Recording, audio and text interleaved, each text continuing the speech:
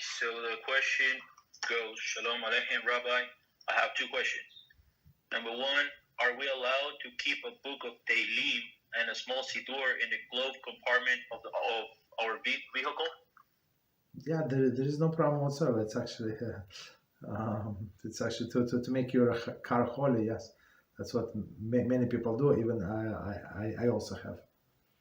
I have a book of Tehillim. Just it's like instead of mezuzah, I have Tehillim. Yeah,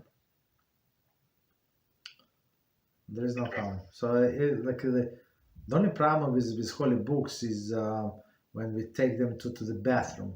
But even if you take them to the bathroom, if you have double wrappings, there is no problem. So you have, for example, your book of Tehillim or your Siddur, you have, let's say, in a plastic bag, right? Plastic bag or whatever bag, and then you put it in your bag, like a backpack or whatever, some pocketbook, like something. There is no problem. You can go to the bathroom.